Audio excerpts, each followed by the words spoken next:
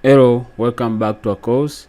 After we have seen how to install and configure Dart in our system, today we are going to start learning some basics, and we are in the part 2 of our course, where we will learn expressions, variables, and constant. So in this part, we'll learn more about expressions, Dart variables, and different types of constants that are supported by Dart.